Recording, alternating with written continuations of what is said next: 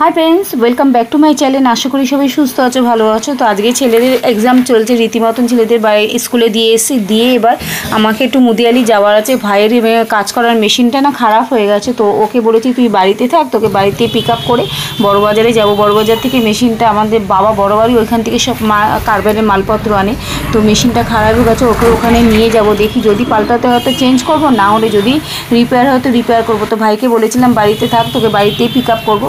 তো মুদিয়ালিতে নেমেছি, মুদিয়ালিতে ভাইকে পিক আপ করে এবার চলে যাব বড়বাজারে। এখন বাসে উঠে পড়েছি, বাসে উঠে এখন যাচ্ছি যেমন বড়বাজারে ওদিকে এখন যেতে। তো ডালহৌসিতে আমরা নামবো, ডালহৌসিতে নামবো। ভাই আগের সিটেই, যে ভাই পেছনে বসে আছে আর আমি বসে আছি। এখন ডালহৌসিতে নামবো, মাঝ রাস্তায় রয়েছি, দেখি কতক্ষণে পৌঁছাই। এমনিতে তো ওয়াকিং ডে না, ভিড় ভাড়টা ভালোই রয়েছে। নেমে গেছি ডালহৌসিতে, ডালহৌসি এখান থেকে যাচ্ছি, এখান থেকে যেতে হয় বড়বাজারের জায়গাটা। ওখানে খুব একটা বাস সামনে নামে না, ভাই আগে আগে হাঁটছে আর আমি পিছনে পিছনে।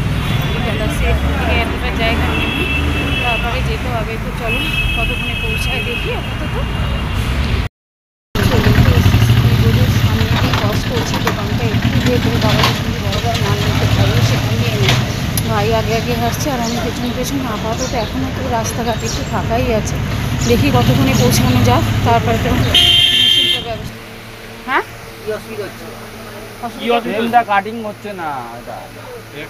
মেশিনটা যখন করারটা চালাচ্ছি, ফ্রেমটা ঠিক মতো কাটতে পারছি না। কাজ আপাতত হয়ে গেছে, মেশিনটা রাখতে বললো, সেই সামনের সপ্তাহে আবার এসে নিয়ে যেতে হবে। মেশিন কিছু হয়নি, জাস্ট ব্লেডটা খারাপ হয়ে গেছে, ব্লেডটা ধার করতে দিতে, এবার তো ধার করতে দিয়ে গেলাম, এক সপ্তাহ পরে আসতে হবে আবার। মেশিনটা নিয়ে যাচ্ছে।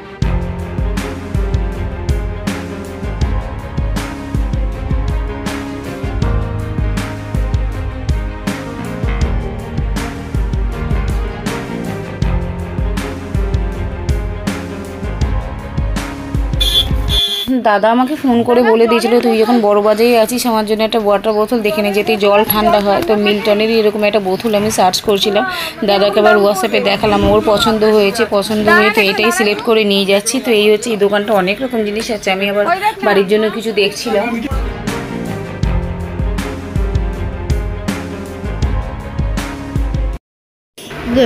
তো দোকানটা এত ভিড় ছিল, আমার আগের জন দেখলাম একটা বোতল নিল, সেও আবার বোতল দেখছিল, আমি ওটা দেখি পছন্দ করলাম আমার একটা বোতল। তো উনি একটা বোতল নিয়ে গেল, আমি আবার এই বোতলটা দেখতে শুরু করলাম, দেখতে বেশ ভালোই লাগলো। তারপর ওনাকে জিজ্ঞাসাবাদ করলাম যেরকম দাদা বলেছিল আর কি।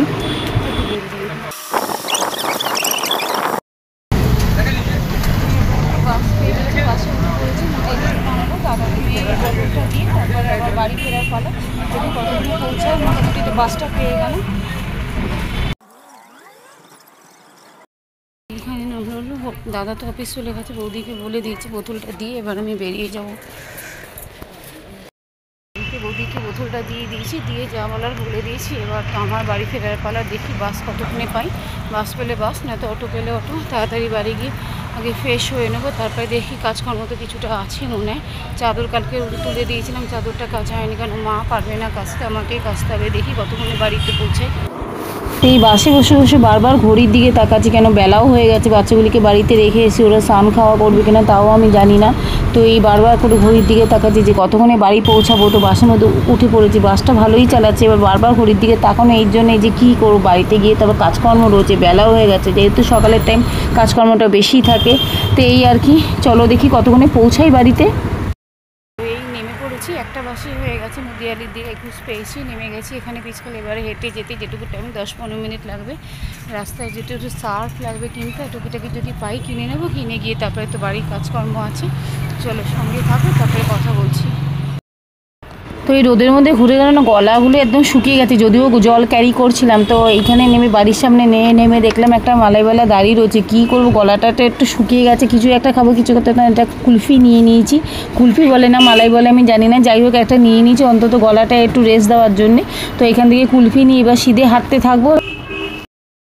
কাজকর্ম হয়ে গেছে, কাঁচা দেওয়া সব সেরে নিয়েছি, সেরে ঘর ঠর মুছলাম, কতগুলি কাছে ছিল কেচে নিয়েছি। আর তারপরে ঘরটা মুছলাম, ছেলেরা খেলতে গেল, গাটা ধুয়ে আবার সেই জামা কাপড় ধুয়ে দিয়েছি। দিয়ে তো দুপুরবেলা ছেলেদের জন্যই ভাত হয়েছিল, আর আমাদের জন্য কিছু করিনি। রাজা তো এখন ফোন করেছিল, এখনও ফেরেনি বাড়ি থেকে, আস্তে আস্তে হয়তো 8টা হয়ে যাবে, তো কিছু তো খাওয়া হয়নি। তো ওখান থেকে এখন একটু সিঙ্গারা নিয়ে আসি, সিঙ্গারা নিয়ে এসে একটুখানি মা চা করে ফেলেছে, চা দিয়ে খাই, দেখি যদি পাই, এখন জানি না দোকান খুলবে কি না, পেলে তো ভালো, যদি সিঙ্গারা নিয়ে আসি, আর না হলে তো শুধু চা বিস্কুট দিয়ে খাবো। চলো আপাতত যাই দোকানে। আর দুটো এই মিষ্টি দেবো, এই যে হ্যাঁ হ্যাঁ।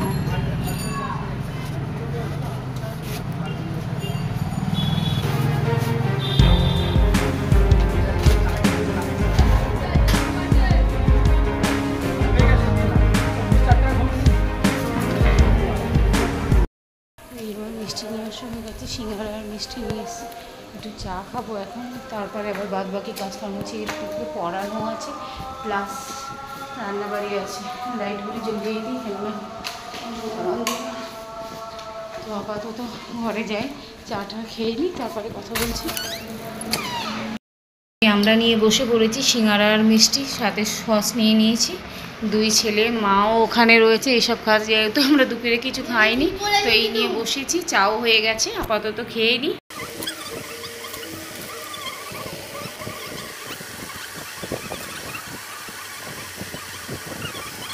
তো বাড়ি ফিরে দেখলাম মাসকাবারি জিনিসপত্র সব দিয়ে গেছে, যে আর কি দিয়ে যায় বাড়িতে, ওইগুলি গুছিয়ে রাখছিলাম। তো মাসকাবারি যা লাগে, বাটার, বিস্কুট, ধোকা ফোকা, তারপরে আমার তো নানানটা লাগতে থাকে, প্রায় কম কম করে 40টা 42টা আইটেমই থাকে।